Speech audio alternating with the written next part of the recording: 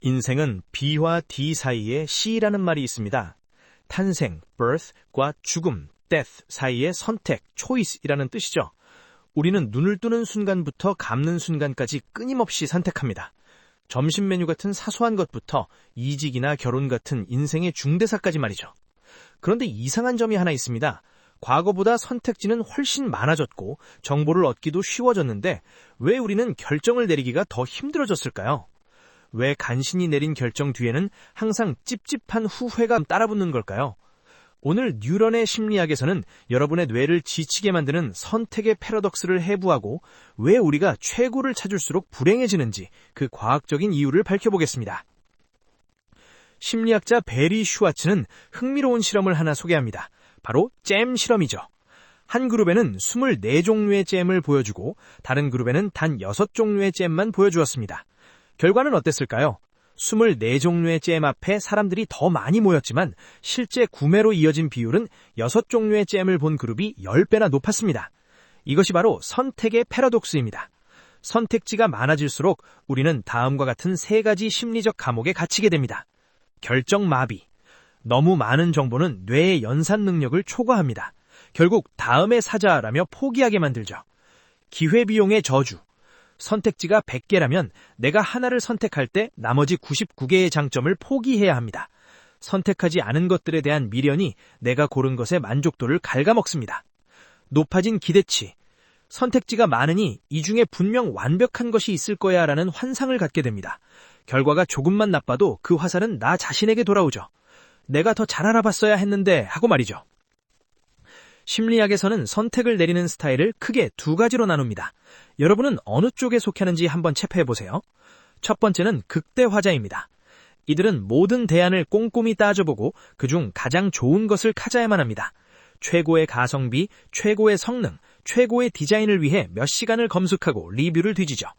이들은 객관적으로는 꽤 괜찮은 결과물을 얻어냅니다. 하지만 문제는 그 다음입니다.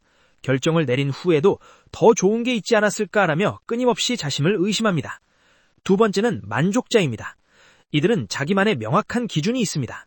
예를 들어 가격은 5만 원 이하, 색상은 블랙이라는 기준에 맞는 첫 번째 물건을 발견하면 뒤에 더 좋은 게 있더라도 미련 없이 결제합니다. 이들은 극대화자보다 객관적인 이득은 적을지 몰라도 심리적인 행복도와 삶의 만족도는 압도적으로 높습니다. 심리학을 넘어 뇌과학의 관점에서 보면 선택은 본질적으로 상실과 같습니다. 우리가 A를 선택하는 순간 뇌는 A의 장점을 즐기기보다 B가 가졌던 매력을 잃어버렸다고 인식합니다. 이를 손실회피 편향이라고 하죠. 특히 극대화자의 뇌는 선택의 과정에서 전두엽을 과도하게 사용합니다. 모든 데이터를 수집하고 비교하느라 엄청난 에너지를 소모하죠. 반면 선택하지 않은 대안들에 대해서는 편도체가 불안 신호를 보냅니다. 정말 이게 최선이야? 저게 더 싸면 어떡해? 하고 끊임없이 속삭이는 것이죠. 결국 극대화자는 물건을 사기도 전에 이미 심리적 번아웃 상태에 빠지게 됩니다. 반면 만족자의 뇌는 자신의 기준이 충족되는 순간 도파민을 방출하며 회로를 차단합니다. 이 정도면 충분해 라고 스스로 마침표를 찍는 능력이 있는 것이죠. 과거에는 내 옆집 이웃이 무엇을 샀는지만 알면 됐습니다. 하지만 지금은 어떤가요? SNS만 켜면 전 세계에서 가장 행복해 보이는 사람들의 선택이 쏟아집니다. 저 사람은 저런 가방을 샀네? 저 유튜버가 추천하는 이 제품이 진짜 최고인가? 현대사회는 우리를 강제로 사회적 비교의 굴레에 밀어넣습니다. 내가 만족자 스타일이었더라도 끊임없이 쏟아지는 리뷰와 타인의 펌펙트한 일상을 보며 나도 저 정도는 골라야 실패하지 않는 거야 라는 압박을 받게 되죠. 결국 우리는 필요하지도 않은 최고의 기준을 맞추려다 정작 자신의 기준을 잃어버리고 맙니다. 후회 없는 선택을 하려다 선택 자체가 두려워지는 FOMO, 소외되는 것에 대한 두려움 증후군에 시달리게 되는 것입니다. 그렇다면 우리는 어떻게 이 굴레에서 벗어날 수 있을까요? 하버드 대학교의 다니엘 길버트 교수의 흥미로운 실험에서 힌트를 얻을 수 있습니다. 학생들에게 사진 수업을 듣게 한 뒤 2장의 사진 중 하나만 갖게 했습니다. A그룹에게는 언제든 마음이 바뀌면 사진을 바꿀 수 있다고 했고 B그룹에게는 한 번 정하면 절대 바꿀 수 없다고 했습니다. 결과는 어땠을까요? 언제든 바꿀 수 있었던 A그룹은 시간이 흐를수록 자신이 고른 사진에 불만을 가졌고 반면 절대 바꿀 수 없었던 B그룹은 자신의 사진을 진심으로 아끼고 만족했죠. 우리 뇌는 돌이킬 수 없는 결정을 내렸을 때 비로소 그 결정의 장점을 찾아내고 정당화하는 심리적 면역 체계를 가동합니다. 언제든 바꿀 수 있다라는 선택지가 오히려 행복을 방해하는 독이 된 것입니다. 우리는 종종 더 많은 정보를 모을수록 더 나은 결정을 할 거라 착각합니다. 하지만 정보의 양이 임계점을 넘어서는 순간 우리 뇌는 논리적 판단을 멈추고 감정적인 피로감에 굴복합니다. 이걸 막기 위해 가장 먼저 해야 할 일은 선택지의 가두리 양식입니다. 방법은 간단합니다. 어떤 결정을 내리기 전 자신만의 절대적인 3가지 기준을 미리 종이에 적으세요. 예를 들어 노트북을 산다면 1. 무게 1.3kg 미만, 2. 가격 150만 원 이하, 3. AS 센터가 집 근처에 있을 것이라고 정하는 거죠. 그리고 이 조건에 부합하는 제품을 딱 3개만 찾으세요. 일단 3개가 모였다면 그 이후에 나타나는 더 저렴하거나 더 예쁜 제품들은 아예 클릭조차 하지 마세요. 뇌에게 내 검토 대상은 오직 이 안에서 끝난다라는 명확한 가이드라인을 주는 것만으로도 의사결정 피로도의 80%가 사라집니다. 극대화자들이 가장 많이 낭비하는 자원은 바로 시간입니다. 10,000원짜리 티셔츠를 사기 위해 2시간 동안 리뷰를 읽는 것은 경제적으로나 심리적으로나 엄청난 손해입니다. 뉴런의 심리학이 제안하는 시간관리 비법은 결정의 가치에 따른 타임박싱입니다. 5,000원 미만의 선택, 음료수, 잡화 등 30초 이내에 결정한다. 50,000원 미만의 선택, 외식, 의류 등 10분 이내에 결정한다.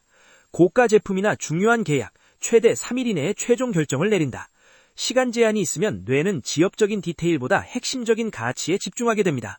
마감 기한이 임박했을 때 업무 효율이 오르는 것과 같은 원리죠. 기억하세요.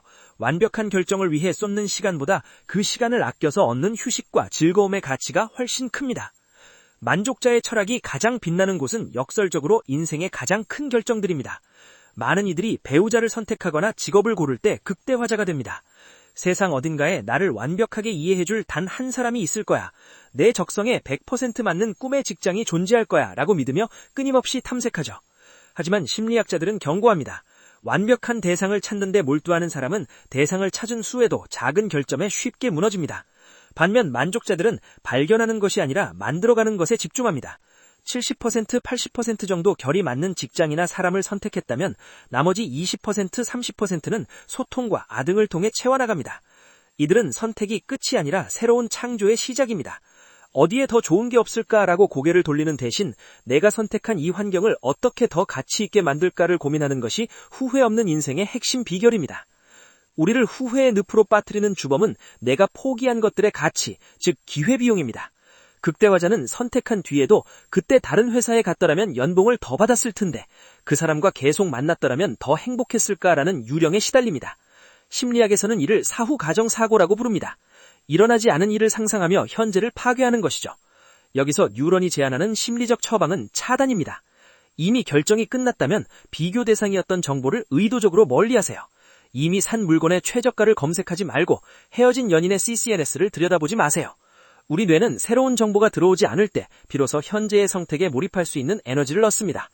가지 않은 길에는 꽃이 피지 않는다라는 사실을 의식적으로 되새겨야 합니다.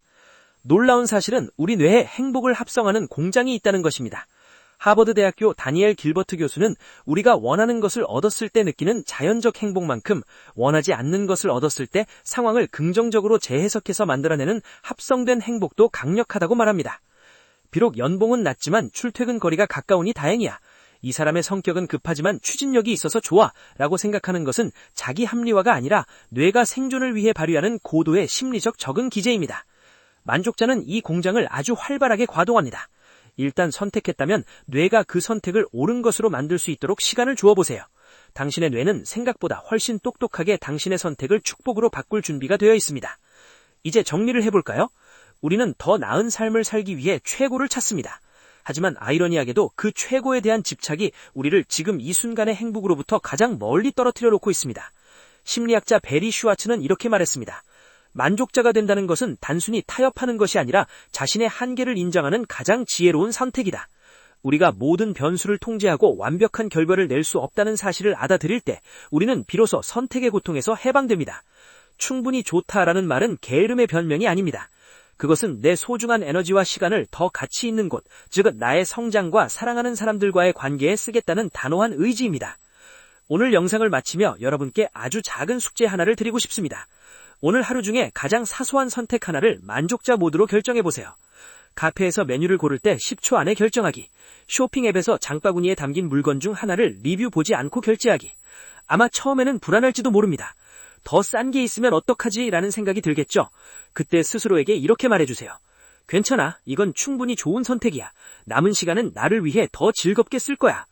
이 작은 연습이 반복될 때 여러분의 뇌는 후회라는 회로를 끊어내고 만족이라는 새로운 길을 내기 시작할 것입니다. 인생은 수많은 선택의 점들이 모여 만들어지는 선입니다. 그 점 하나하나가 완벽할 필요는 없습니다. 전체적인 선이 여러분이 원하는 방향으로 향하고 있다면 그것으로 충분합니다. 여러분의 선택이 후회가 아니라 확신으로 채워지는 그날까지 뉴런의 심리학이 함께하겠습니다. 오늘 영상이 도움이 되셨다면 구독과 좋아요 부탁드리고 여러분이 최근 내린 충분히 좋았던 선택은 무엇이었는지 댓글로 공유해주세요. 지금까지 여러분의 마음을 읽어주는 뉴런의 심리학이었습니다. 시청해주셔서 감사합니다.